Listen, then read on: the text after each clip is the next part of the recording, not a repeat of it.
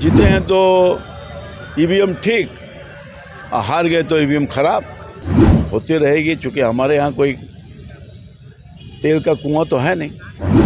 Law and order को कोई अगर चैलेंज करेगा तो बचेगा नहीं। तेल कम खपत कर रहे हैं, गाड़ियों की संख्या कम हो गई।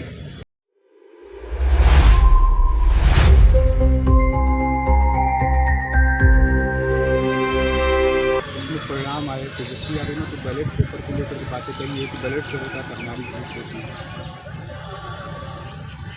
तेजस्वी यादव जी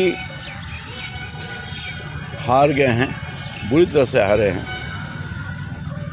तो चुनाव आयोग पर भी सवाल खड़ा कर रहे हैं।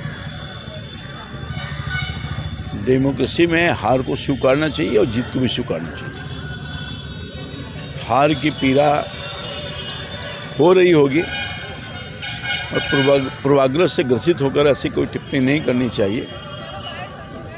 बैलेट पेपर से चुनाव होता तो मैं जीत जाता, तो चुनाव पर सवाल खड़ा ईवीएम मशीन जो है वो गड़बड़ था। बैलेट पेपर आज ही समाप्त हुआ। कब समाप्त हुआ? जीते नहीं हैं आप। जीते हैं तो ईवीएम ठीक, हार गए तो ईवीएम खराब। ऐसा थोड़े होता है।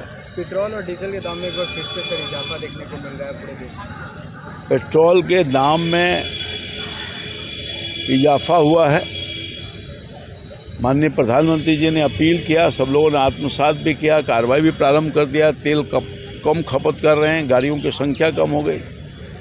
मंत्री से लेकर प्रधानमंत्री तक, मुख्यमंत्री से लेकर नीचे तक। और मैं समझता हूं कि कम खपत करने का प्रयास जारी है, क्योंकि युद्ध हो रहा है। जब तक युद्ध होता रहेगा तब तक की परिस्थिति होती रहेगी। क्योंकि हमारे यहाँ कोई तेल का कुआं तो है नहीं, बाहर से ही लाना पड़ता है।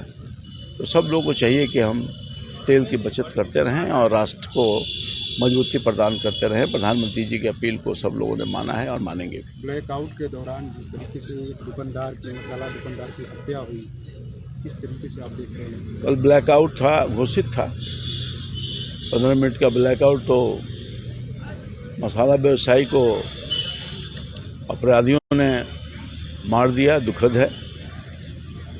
मगर पुलिस अपना कार्रवाई कर रही है, पकड़ेगी।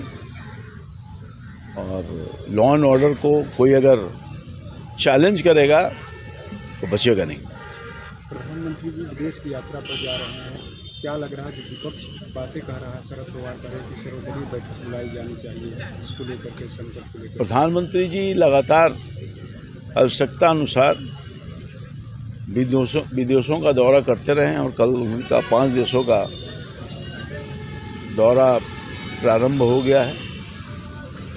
देश हित में माननीय प्रधानमंत्री जी हमेशा निर्णय लेते हैं। विदेशों से संबंध बना कर रखना एक सरकार की पॉलिसी है। उसके अनुसार पहले भी गए हैं, अब भी गए हैं, तो उसका फ़ायदा मिलेगा।